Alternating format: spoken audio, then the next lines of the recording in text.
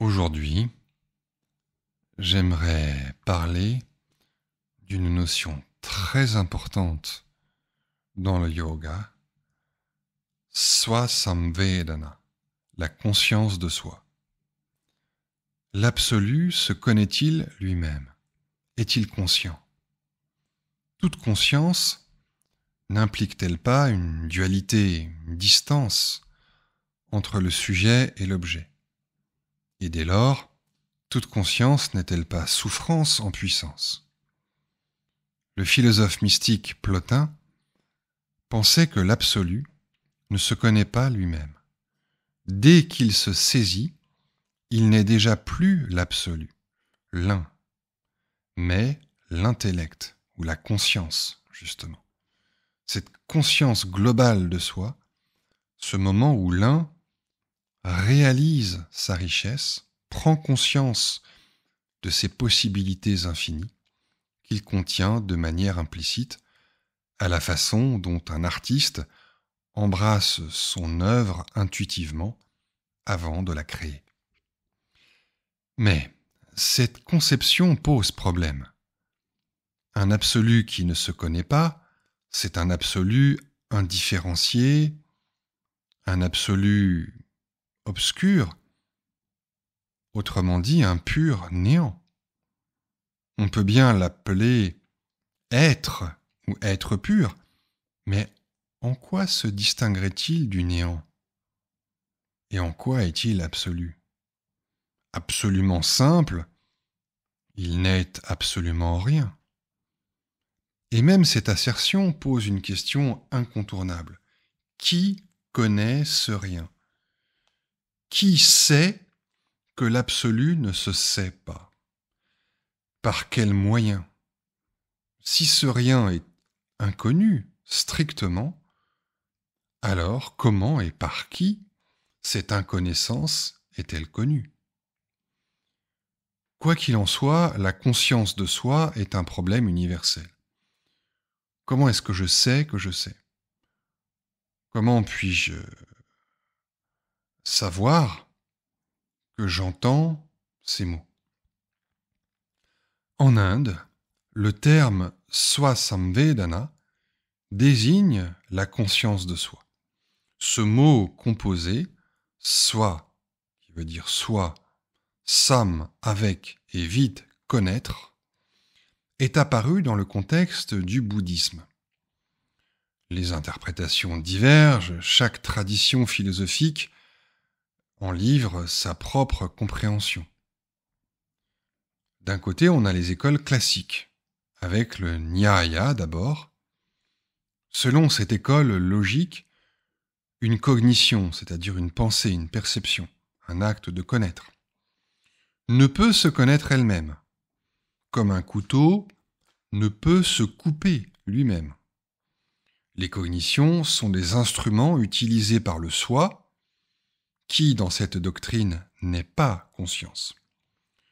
Lorsqu'on est conscient de soi, cela signifie qu'une cognition ultérieure prend pour objet la cognition précédente.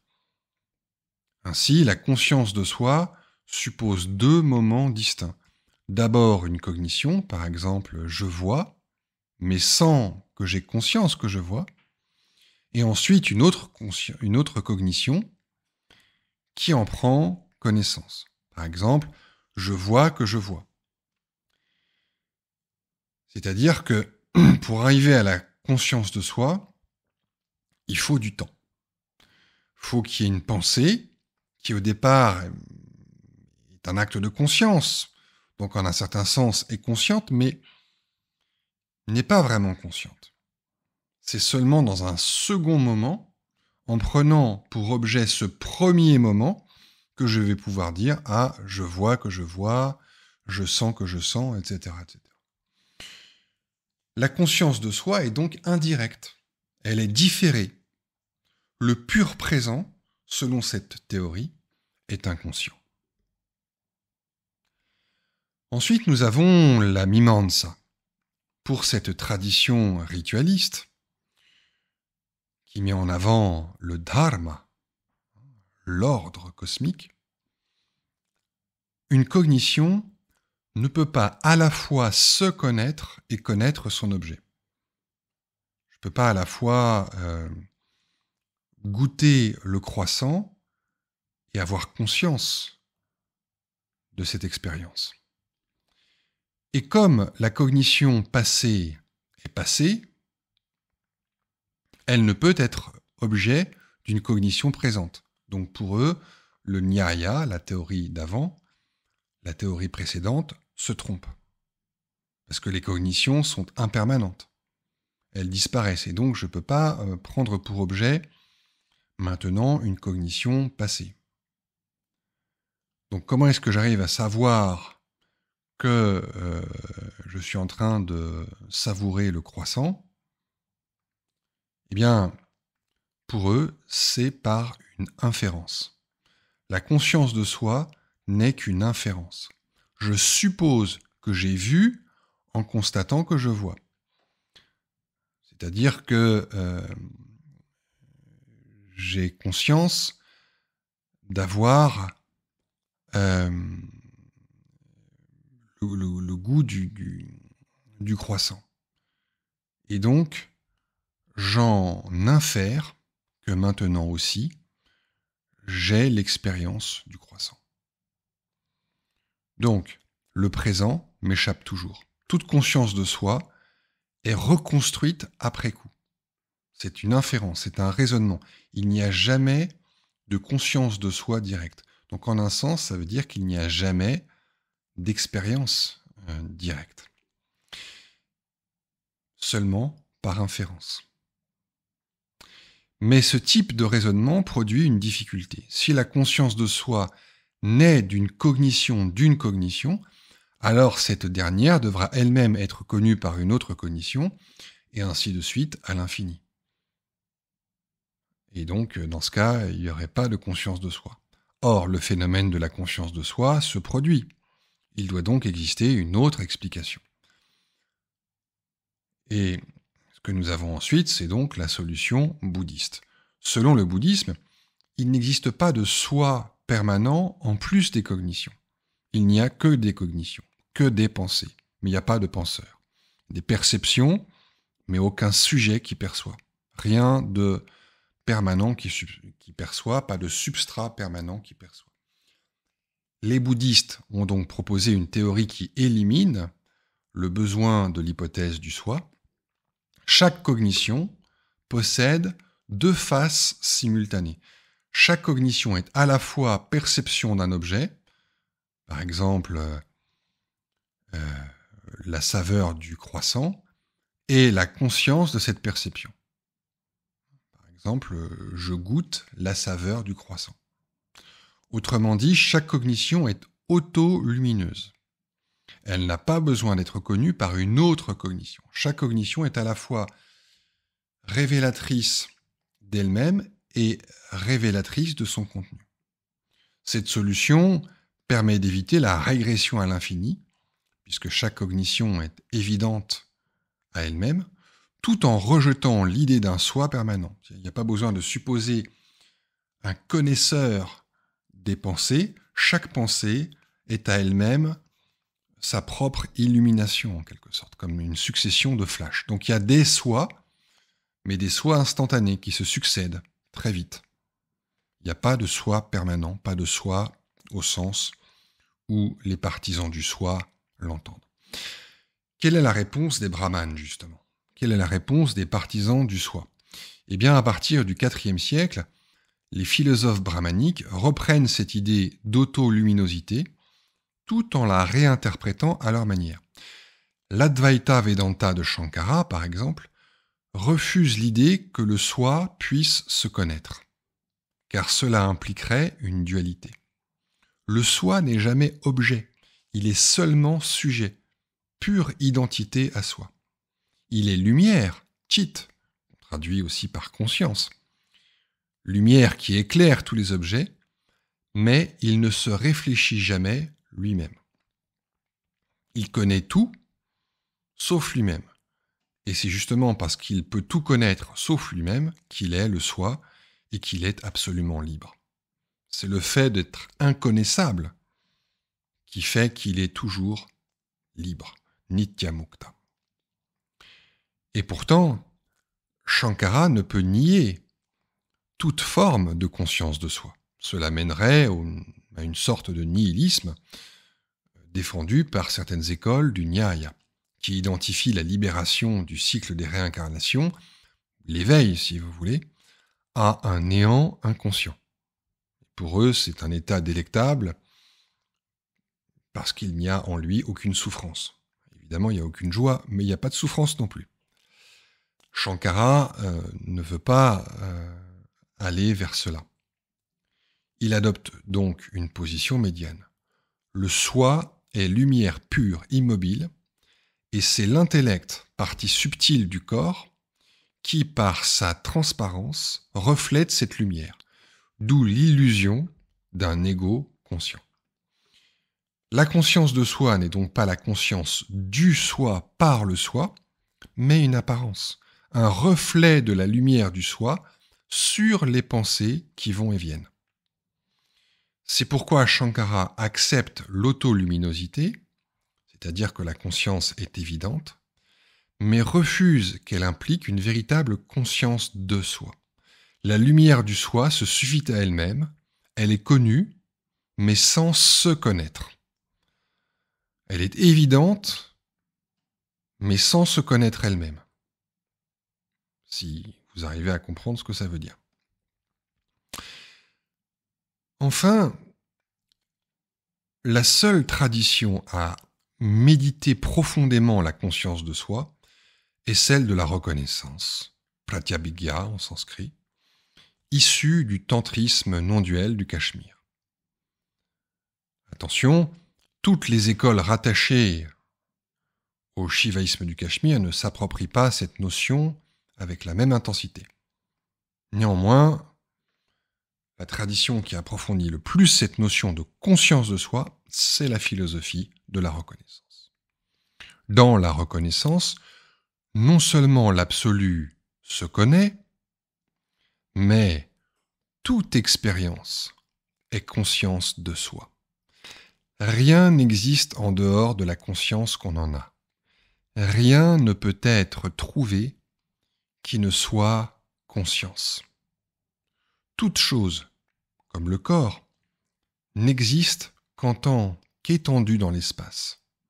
De la même manière, toute expérience n'existe qu'en tant qu'expression de la conscience. En tant que conscience, c'est même pas un objet de la conscience en vérité, c'est conscience, c'est l'acte de conscience, c'est le frémissement qu'est la conscience.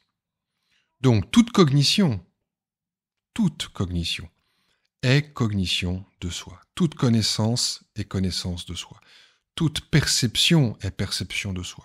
Et toute conscience est conscience de soi.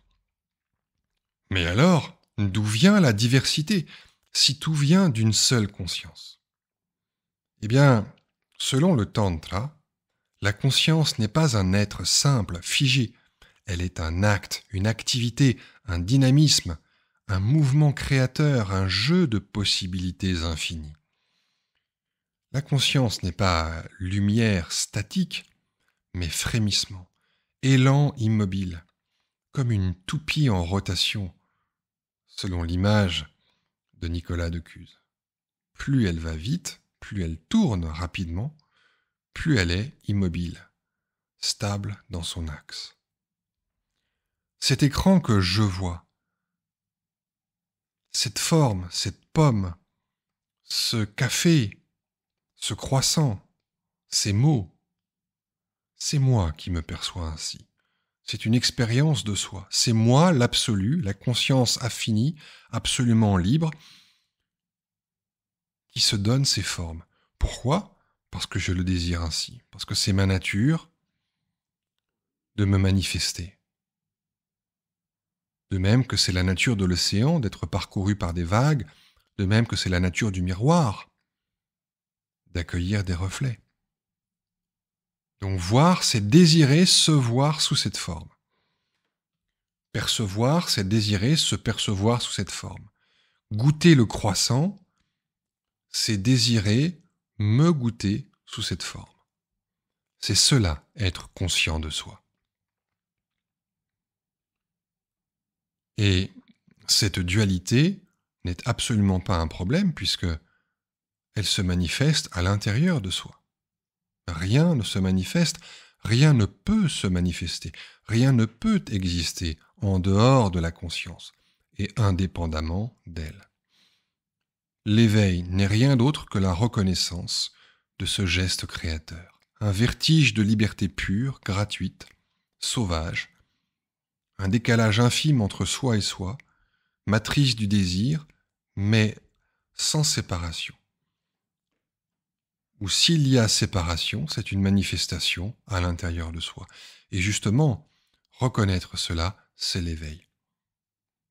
Donc il ne s'agit pas de mettre l'accent sur l'unité, ni sur la dualité, bien sûr, mais de célébrer la liberté souveraine, le pouvoir de se faire deux au sein même de la plus pure simplicité. Sans cela, l'absolu ne serait qu'un bloc, sans vie, sans saveur. Pour le tantra, l'unité n'est pas supérieure à la dualité.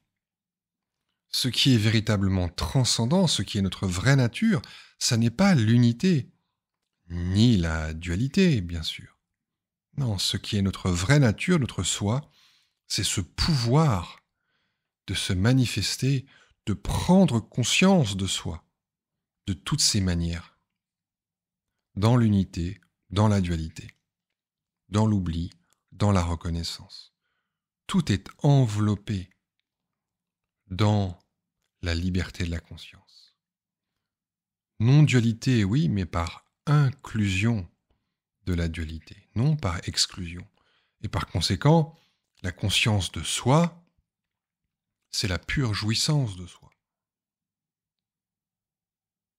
Et il n'y a là aucune déchéance, aucune infériorité.